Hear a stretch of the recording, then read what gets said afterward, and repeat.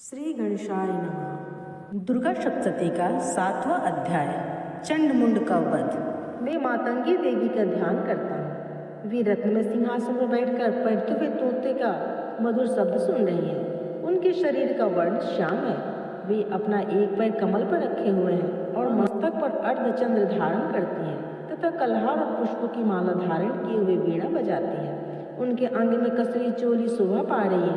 वे लाल रंग की साड़ी पहने हाथ में शंख में पात्र लिए हुए हैं। उनके बदन पर मधु का हल्का हल्का प्रभाव जान पड़ता है और ललाट में बेंदी शोभा दे रही है। ऋषि कहते हैं, तदनंतर सुंद की आज्ञा पाकर वे चंड और मुंड आदि दैत्य चतुरंगिनी सेना साथ लेकर अस्त्र शस्त्रों से सुसज्जित हो चल दी। फिर गिरिराज हिमालय के स्वर्ण में ऊंचे शिखर पर पहुंचकर उन्होंने सिंह पर बैठी हुई देवी को देखा।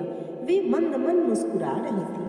उन्हें देखकर दैत्य लोग तत्परता से पकड़ने का उद्योग करने लगे। किसी ने धनुष तान लिया, किसी ने तलवार संभाली और कुछ लोग देवी के पास आकर खड़े हो गए।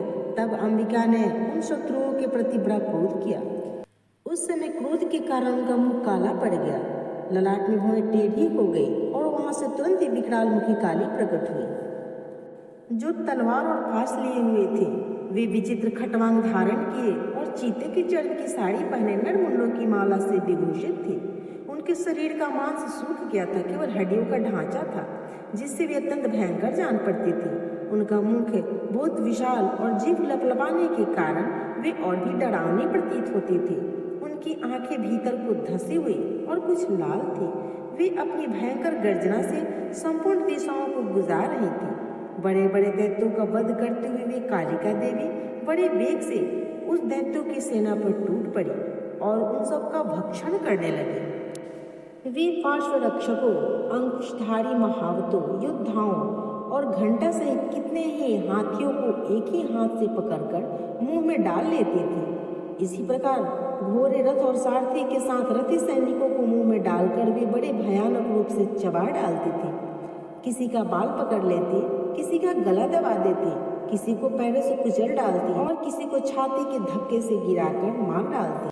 वे असुरों के छोड़े हुए बड़े बड़े अस्त्र शस्त्र मुंह से पकड़ लेते और रोष में भरकर उनको दांतों से पीस डालती थी।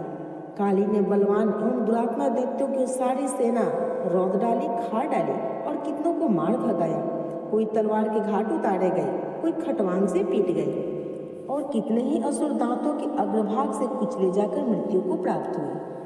इस प्रकार देवी ने असुरों की उस सारी सेना को क्षण भर में मार गिराया।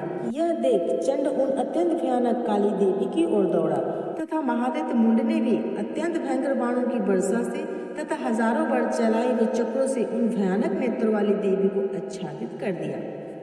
वे अनेकों चक्र देवी के मुख में समाते हुए ऐसे जान पड़े मानो सूर्य के बहुतेरों मंडल बादलों के उदर में प्रवेश कर रहे हैं। तब भयंकर गर्जना करने वाली काली ने अत्यंत रोष में भरकर विकट अट्टहास किया।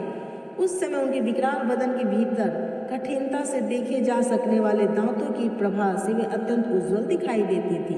देवी ने बहुत बड़ी तलवार हाथ में ले हंग का उच्चारण करके चंड पर धावा किया और उसके केस पकड़कर उसी तलवार से उसका मस्तक काट डाला। चंड को मारा गया देखकर मुंड भी देवी की ओर दौड़ा। तब देवी ने रोष में भरकर उसे भी तलवार से घायल करके धरती पर सुला दिया। महाप्रकट में चंड और मुंड को मारा गया देख मरने से बची हुई बाकी सेना भय से व्याकुल हो चारों ओर भाग गई। तदनंतर काली ने चंड और मुंड का मस्तक ले चंडिका के पास जाकर प्रचंड अट्टहास करते हुए कहा, देवी, मैंने चंड और मुंड नामक इन दोनों महापशुओं को तुम्हें भेंट किया।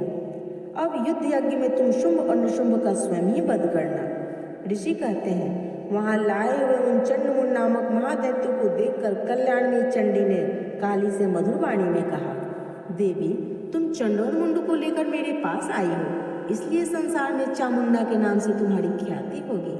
इस प्रकार श्री मार्कंडेय पुराण में सावर्णिक मनवंतर की कथा के अंतर्गत देवी महात्म्य में चंड मुंड वध नामक 7वां अध्याय संपन्न हुआ।